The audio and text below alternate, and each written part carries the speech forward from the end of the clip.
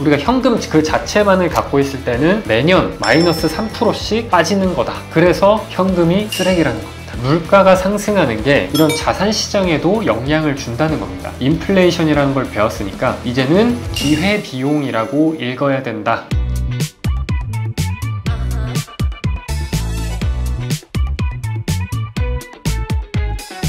안녕하세요 여러분. 오늘은 제가 여러분한테 왜 현금이 쓰레기인지를 알려드리려고 합니다. 궁금하시죠?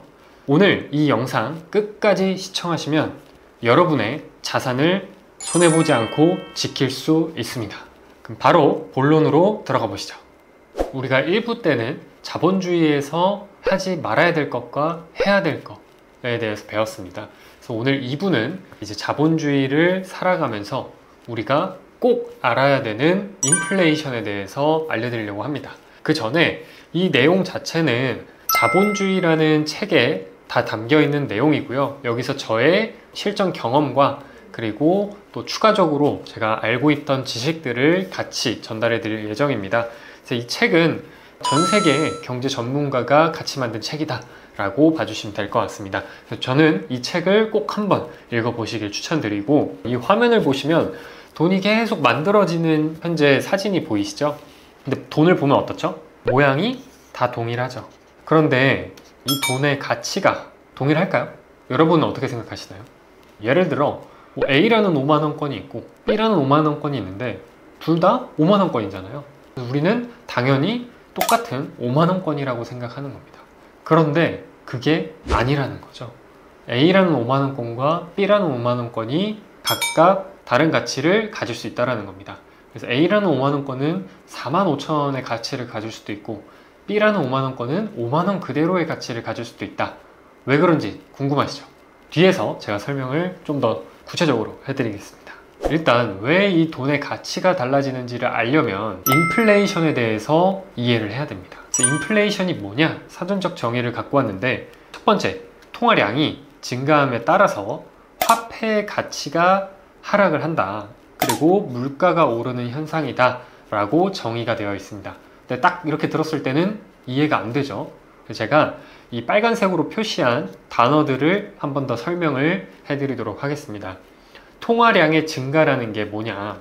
우리나라 뿐만 아니라 전 세계적으로 이 통화 공급량이라고 해서 돈을 찍어내는 게 점점점 늘어나고 있다. 그래서 1970년도부터 2023년까지를 쭉 그래프로 뽑아봤을 때 계속 증가하는 이런 모양의 그래프를 나타낸다. 그러면 왜 늘어나냐? 보시면은 첫 번째, 한국은행에서 화폐를 찍어냅니다. 그럼 화폐를 찍어내고 각 은행에 보내주죠. 이렇게. 그럼 은행에서는 이 돈을 지급 준비율이라고 해서 비상금을 약 10% 정도 남기고 다른 사람한테 대출을 해주는 작업을 해요. 근데 그렇게 10% 남기고 대출해주고 또 남기고 대출해주고 이러다 보니까 맨 처음에는 5천이라는 돈이 있었는데 그게 얼마까지 늘어나요? 6만까지 늘어납니다. 약 12배의 돈이 더 생기는 꼴이 되는 거예요. 즉, 이 통화량이 증가하는 원인은 돈을 찍어내고 그 돈을 누군가한테 빌려줄 때 준비율, 즉 예비금을 10% 남겨주고 계속 그런 식으로 반복하기 때문에 점점점 통화량이 많아질 수밖에 없다. 물론 더 많은 이유가 있지만 가장 큰 이유는 이러한 자본주의 구조에 있다라고 생각해 주시면 될 것 같습니다. 그 다음에 통화량이 증가했고 화폐의 가치가 떨어진다고 했어요. 근데 이거는 우리가 중학교, 고등학교 때도 배웠던 수요와 공급의 법칙에 의해서 화폐의 가치가 떨어진다고 보시면 됩니다. 왜냐? 이 S라고 되어 있는 공급선이 증가하면 어떻게 되죠? 당연히 가격이 떨어지게 됩니다. 이게 무슨 말이냐? 화폐가 많아지면 많아질수록 계속 이 화폐의 가치는 떨어진다는 거예요. 수요와 공급의 법칙에 의해서. 그럼 두 번째 키워드까지 이제 해결이 되셨을 거예요. 첫 번째, 통화량이 계속 증가한다. 그 원인을 알려드렸고, 두 번째, 화폐의 가치가 떨어진다. 그럼 세 번째, 뭐가 남았죠? 물가가 상승한다 라는 겁니다. 앞에 두 번째 키워드랑 연관이 되는데, 화폐의 가치가 낮아진다는 건 우리가 사과 한 개를 살 때 작년에는 1,000원이었다면 이 화폐의 가치가 낮아져서 1,200원을 줘야 되는 거예요. 즉, 한 개의 물건, 동일한 물건을 사더라도 더 많은 돈을 줘야 된다는 거죠.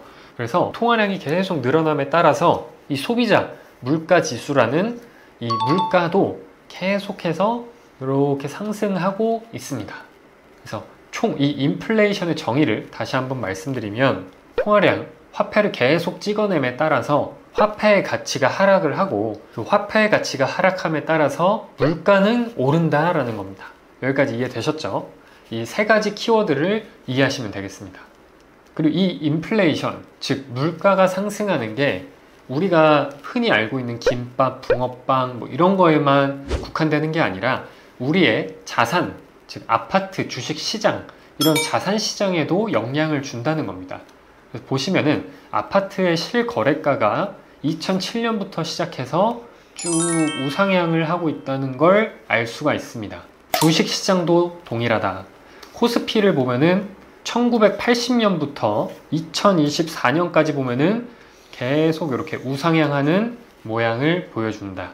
아니, 앞에서 현금이 쓰레기라고 했는데 도대체 왜 쓰레기인지 언제 알려줄 거냐 라고 하시는데, 지금 얘기해 드리겠습니다. 지금 인플레이션이라는 걸 배웠으니까 인플레이션을 보고 이제는 기회비용이라고 읽어야 된다, 이렇게 암기를 하겠습니다. 왜냐? 그걸 설명해 드리겠습니다.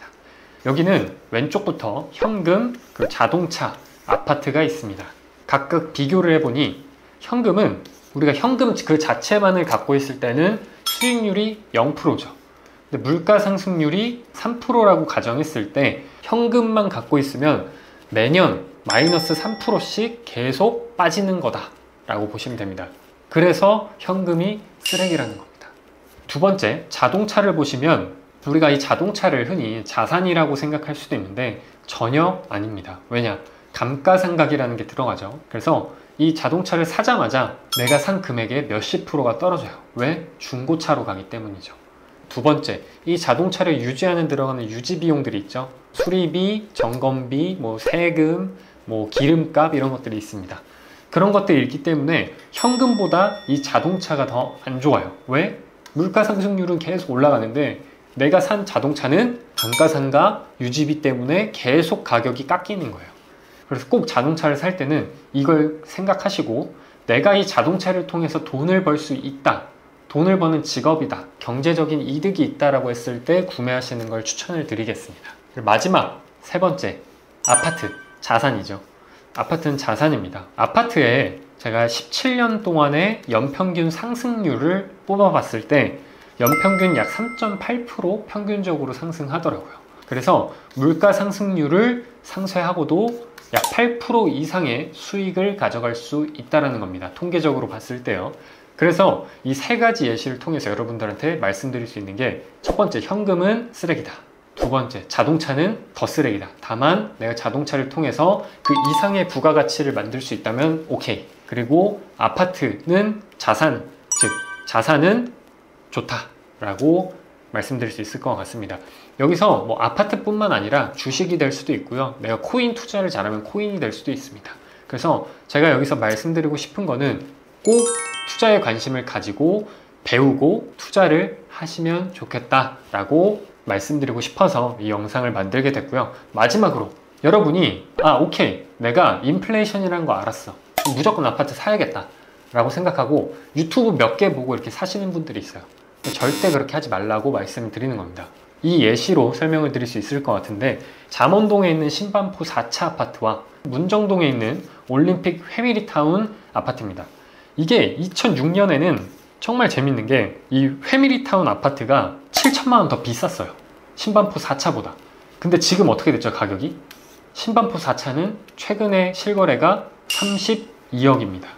근데 비슷한 평수의 회미리타운 아파트는 얼마죠? 18억입니다.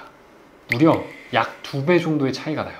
그래서 제가 말씀드리고 싶은 건, 첫 번째, 이 영상을 통해서 여러분들이 이 자산 그리고 인플레이션에 대해서 관심을 가졌다면, 두 번째는 유튜브 몇 개 보고 투자하는 게 아니라 정말 책 5권, 10권 읽고 유튜브 보고 강의도 듣고 하면서 제대로 된 지식을 갖추고 투자를 하시면 좋을 것 같다라고 말씀을 드립니다. 전혀 급하게 생각하지 마시고 여러분의 공부가 먼저 완성이 돼야 된다는 걸 말씀드리면서 이 영상을 마무리할 수 있도록 하겠습니다. 오늘도 자본주의에 대해서 말씀을 드렸고 영상이 유익하셨다면 따봉, 댓글, 공유해 주시면 좋을 것 같습니다. 우리 같이 또 자본주의에서 한번 같이 살아남아 볼 수 있도록 하시죠. 화이팅!